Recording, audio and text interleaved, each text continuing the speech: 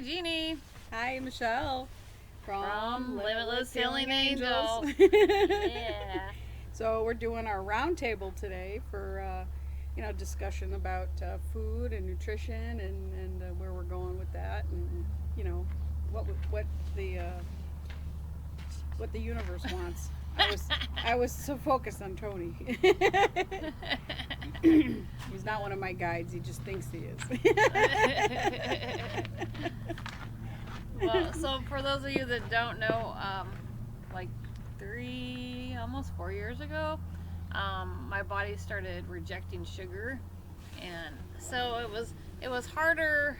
It was really hard to actually give up sugar, but it would literally I would eat it and it would make me throw up. So and everybody's like, "Oh, you should go to the doctor." I'm like, "Why?" I was wanting to give up sugar so I could lose weight.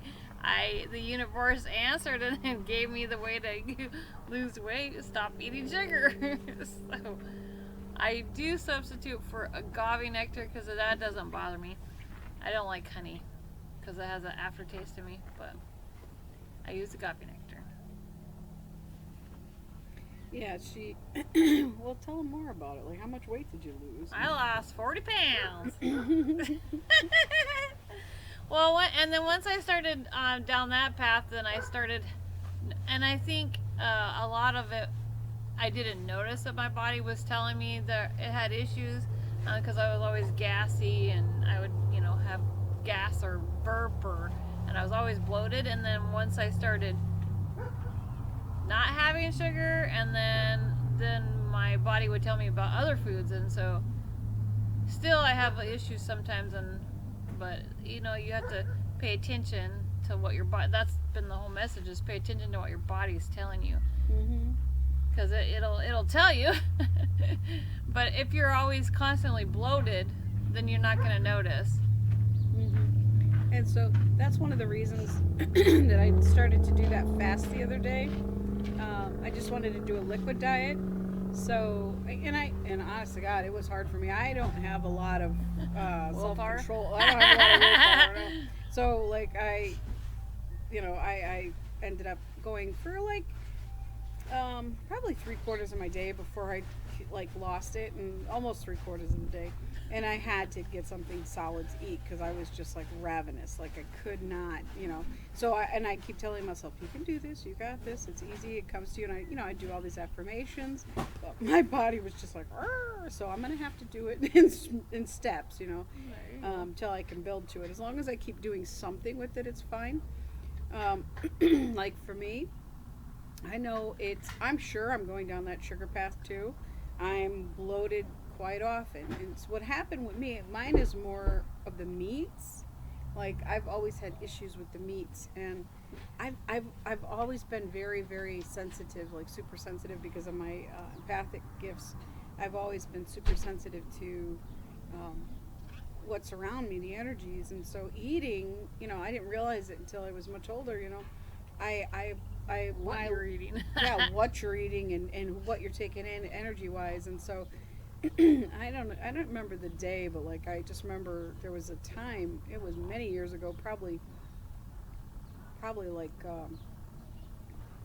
don't know, 15, 18 years ago. And I was shopping at the grocery store, and my daughter and I were my daughter is like a big steak person. Like, she loves her meat. She's a carnivore going through and through. Me, I could go without and I'm fine. But that was, I never really cared for it as a young person, as a kid or an adult, but I would eat it. Now I have an occasional craving, but back then, all of a sudden, it was just like a switch flipped in me, and all of a sudden I just couldn't eat meat. Like, even looking at it at the grocery store, it made me physically sick, and I was like, I can't even. Nothing's appealing. I don't want anything to do with it. And for me, it was just like I wanted to be mindful of what I was putting in my body. I didn't want something to be. I believe that everything is sentient, even celery, for crying out loud. Literally everything is sentient on some level. So when you're taking something, you should take it. That's why I'm transitioning to a garden. I want to get a garden going and have my chickens, and everything I take with an intention of pure great gratitude. Thank you for sharing this with me. It's a shared investment that we're making together.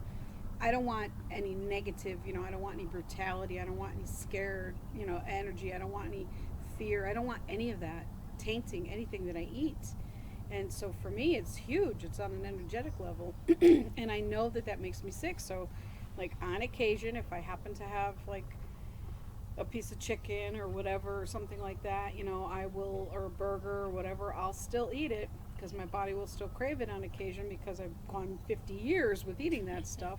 So, I'll have it, but I'll try to do like a little ritual over it so that I cleanse that away and try to send gratitude to it so that I don't have to absorb all of that. And I'm trying to also clear it out for the being that gave their life for that, That's just how I am.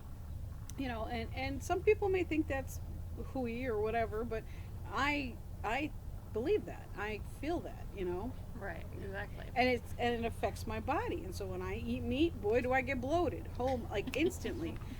And this past year, 2020, I have noticed, and talking about awareness, every time I eat anything dense like that, if it's carbohydrates or meats, I instantly within few minutes start to get really heavy. Like I want to fall asleep heavy. And I'm just like, oh my God, like my whole system is just fighting, I think, to get it out of me. Right. And so I usually, I just try not to eat it at all anymore. So I'm trying to go to more vegetables and fruits and nuts and grains and things like that so that I can have something sustaining and proteins. And I love soy. Soy doesn't affect me, There you go. So, Well, and then so I was off the sugar. Occasionally I'll still do it, and if I only do it like once in a while, I'm okay. But like for Christmas, I was on sugar. I had sugar every day for a week and a half, and then we were just talking about it, and I was so bloated. Like I was gassy. I was bloated. I'm like, how did I ever live like that before? Like because you don't realize it when you're doing it. But after you give it up and then you come back to it, then you see, what complications you're having from it. Mm-hmm. There was other a lot of other symptoms and stuff that that just didn't sit well with me. So then I have to go. And that was the other thing is because I did it for a week and a half, then I was craving it again. Mm-hmm. Yeah. Which is really hard because once you give up sugar, I mean, and it was challenging at the beginning, but the only reason I could do it is because literally it would make me throw up. And I didn't realize how much sugar I was in, how much sugar I took in until I couldn't have the candy bars or the soda or, like a whole bunch of other stuff but once you make where it was making you sick, it was easier to give up. And then after you give it up, then everything is too sweet. Like, I can't even have a sip of soda. It's like, and I used to drink Pepsi, and we all know how sweet that is. It's my favorite thing to drink. So, yeah. But that changes your vibration, too. I noticed that when I'm eating a more,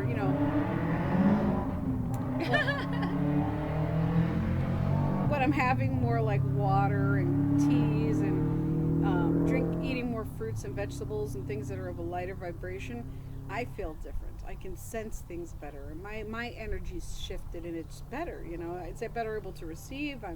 My body functions better. I feel lighter because I'm eating lighter. When I eat those dense foods, all the sugars and the starches and the meats, that just weighs me down, and I can't be as clairvoyant as I would like to be. I have a number of the clair gifts. Clairsentient, clairaudient, especially. Those are my two main, some clairvoyance, and, but there's different gifts that come in at different times for me, but they are so blocked because my body is just blocked. It's weighed down with all the density of the foods that I took in, Yeah, so like when I eat something I shouldn't, I feel it like right here in my solar plexus. Literally, that's where it is. I just thought of, right a there, rock. it feels like a rock. yeah, it feels like a rock right there. Ooh, and then you're just like, Sorry. oh. That's what it is. It feels like a ton of bricks right there, and then you're like, ow, and then, I mean, I do take charcoal to counterdict the offsets, but it still keeps you bloated and yucky for, a little while. So. No, it takes a little bit to detox from it. So, I I I I know myself, and I don't have a lot of willpower as far as that goes. So I'm creating new mantras for myself. So what I do every day is, I have the willpower and the stamina to, I have the willpower and the stamina to achieve this goal today, or to do this, or to do that, or whatever. And so I'm reframing and retraining myself so that I can last longer with what I'm doing, and be more in communion with what I'm doing, rather than just fighting it all the time. You know. Well, and that's what our messages have been for forever, is listen to your body. Your body knows, what you can and can't have. I also had to give up gluten, so sugar and gluten and starches and stuff. So I can't eat potatoes either, which sucks because I love French fries. But it is what it is. So, but I have to listen. I literally have to listen to my body, and because my body is at a higher vibration, so that, like she said, that lower dense food doesn't sit well. And I actually don't eat very much meat anymore either.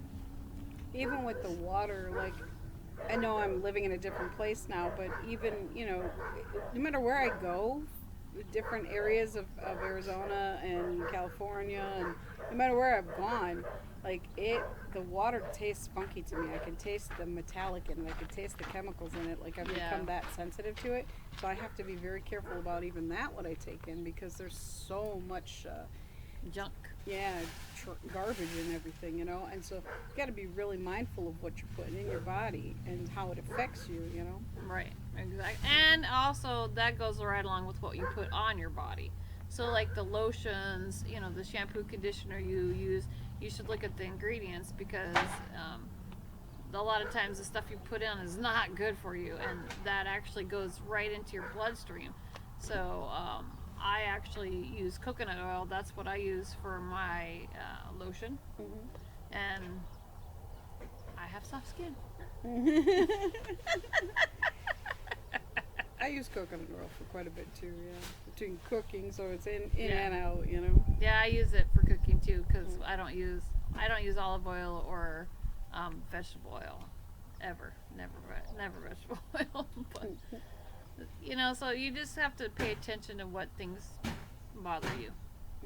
And I hardly eat fast food anymore, because that really bothers me. Yeah, for sure.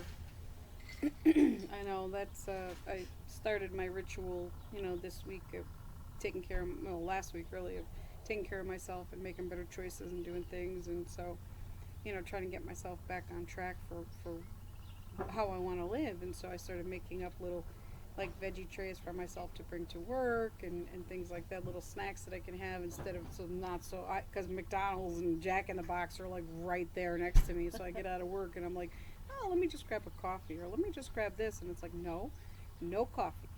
I remember, like, 15 years ago, I never drank coffee, like, ever in my life. And then I started this one job. Actually, I didn't either.